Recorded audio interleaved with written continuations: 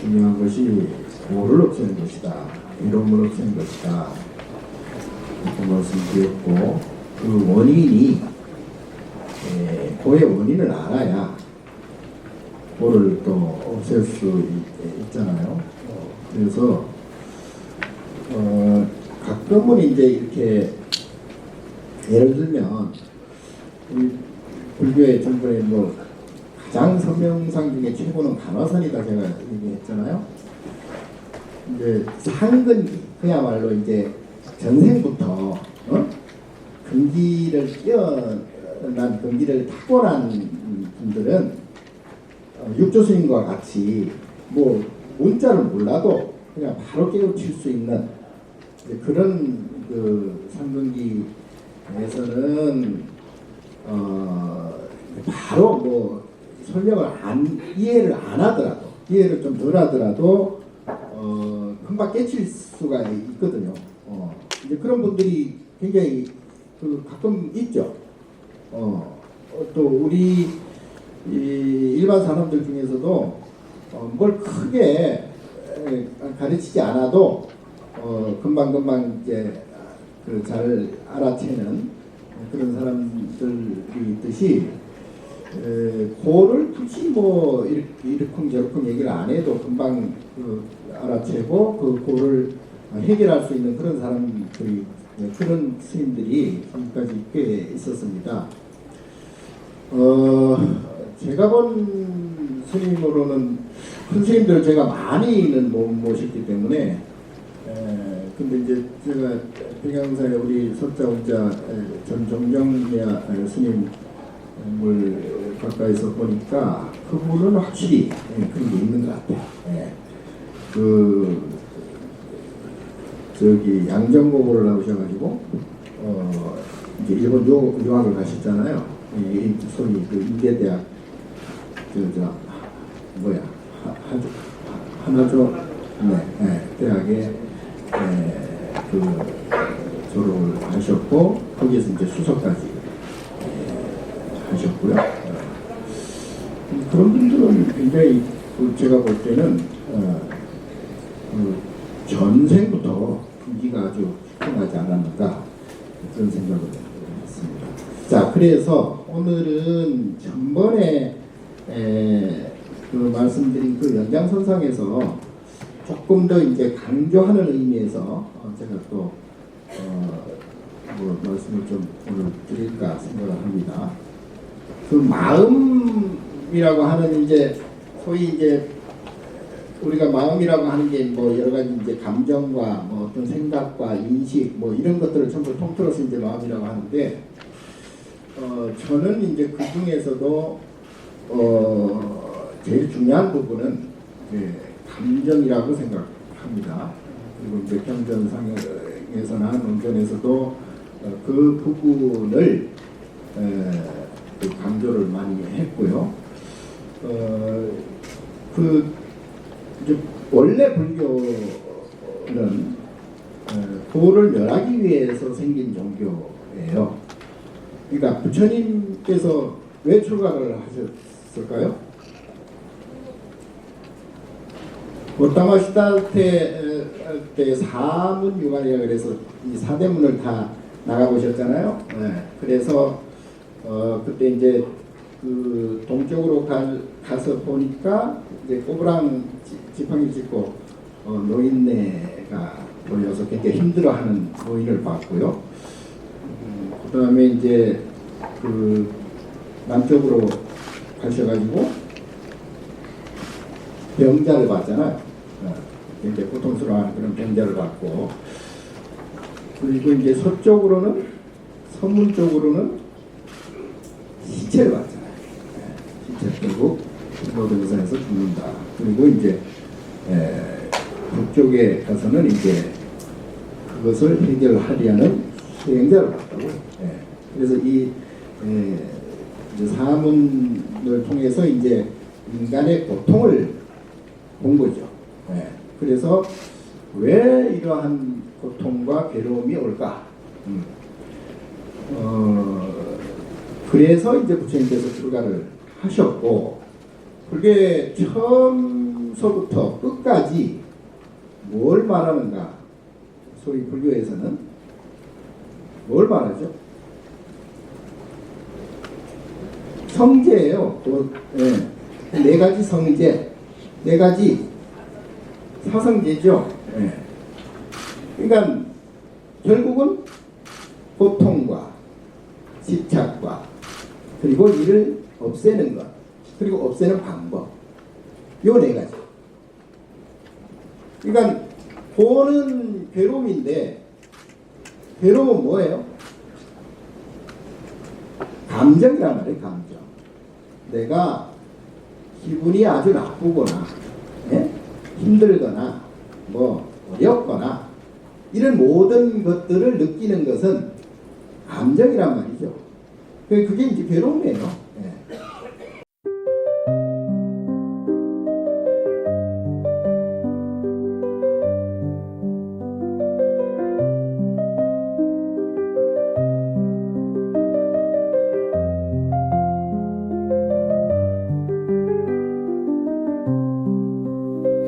중생을 제도한다는 생각, 그 안에 머물지 않는 마음으로 함없이 하며 표와의 길을 건네 모든 집착에서 벗어난 그 길로 하상과 인상 모든 상을 떠나 본래의 공을 깨달아 나아가리.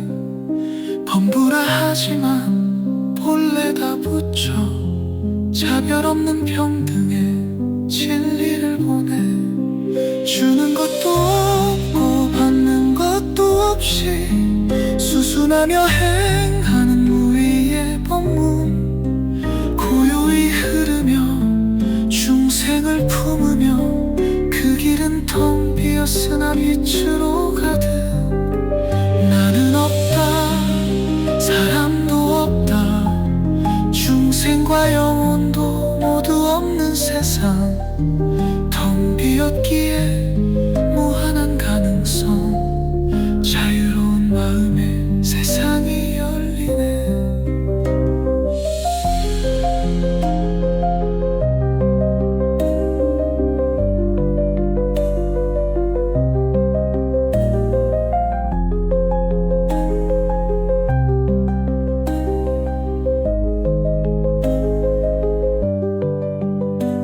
속에도 머물지 않은 온 세상은 부처의 품속이 되고 집착 없는 사랑이 길을 비추며 무아의 빛으로 마음을 채우리.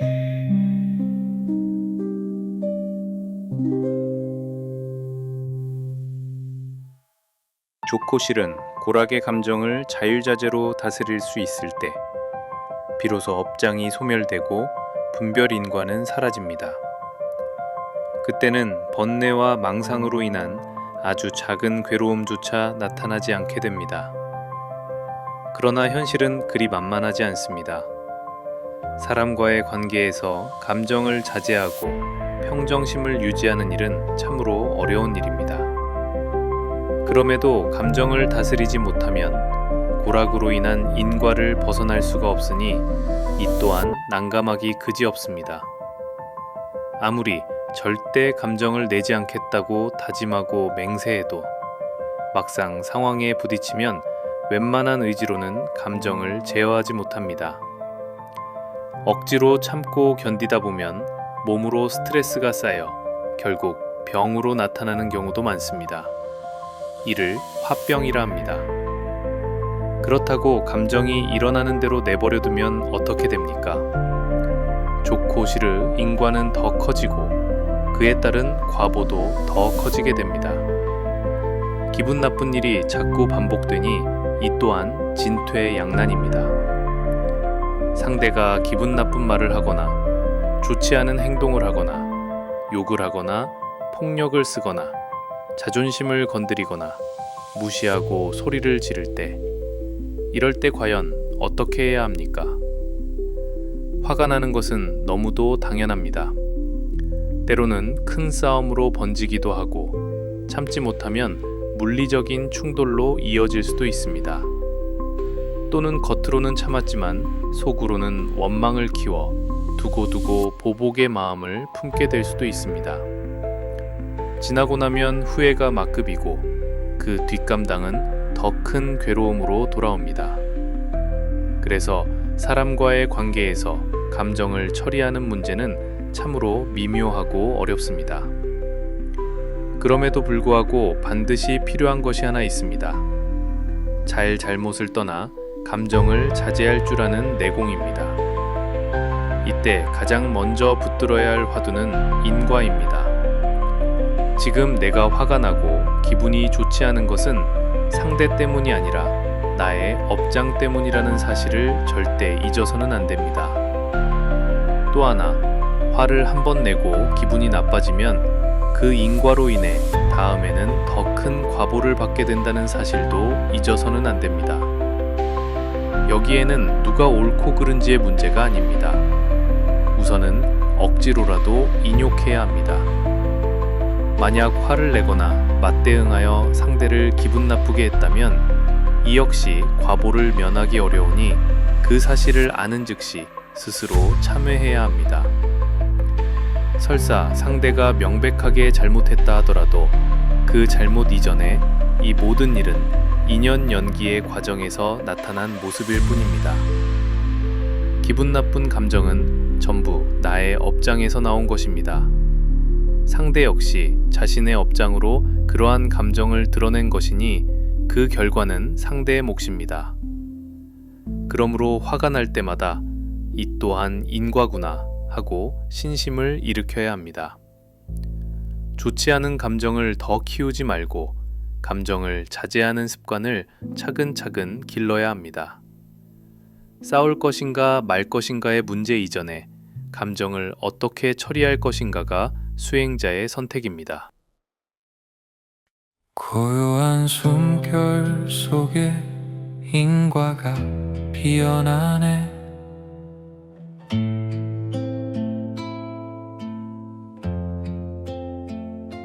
좋고 싫은 마음이 일어나 고락의 물결이 나를 흔들 때 자유로이 다스릴 수 있다면 업장의 사슬이 풀려나가네.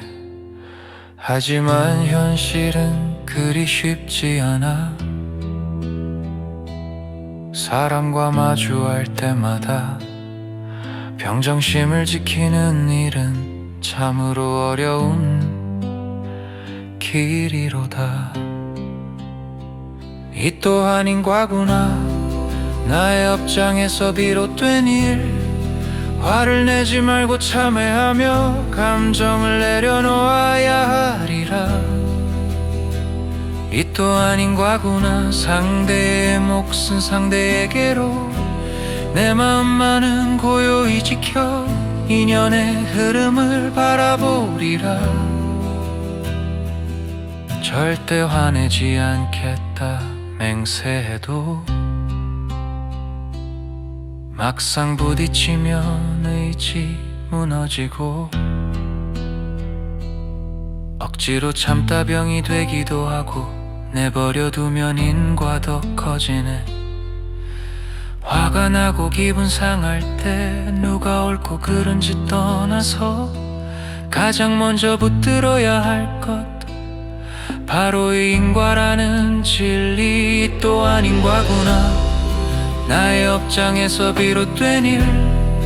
화를 내지 말고 참회하며 감정을 내려놓아야 하리라. 이 또한 인과구나. 더 큰 과보 오지 않게 인욕의 내공을 길러가며 평온한 마음을 키워가리라. 상대가 욕하고 무시해도 자존심 상하고 아파도 이 모든 건 연기일 뿐. 나의 업장이 드러난 그림자 스스로를 돌아보고 이 또한 인과구나 하고 신심을 일으키네.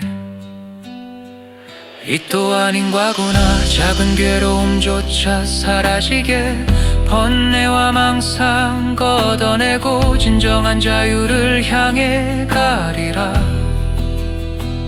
이 또 아닌 과구나. 감정을 다스리는 길 위에서 수행자의 선택은 하나뿐, 평정심을 지키는 것뿐이로다.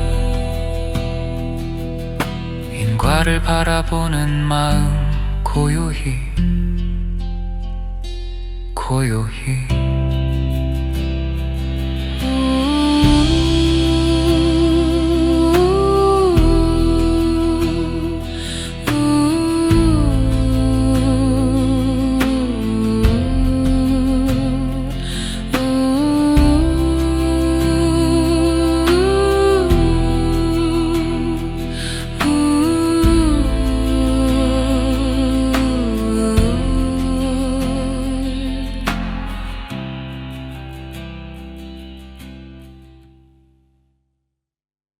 오늘 진우 스님의 오늘의 명상에서는 대방광불 화엄경 제15권 금강당 보살 10회양품 두 번째 낭독을 함께 하겠습니다.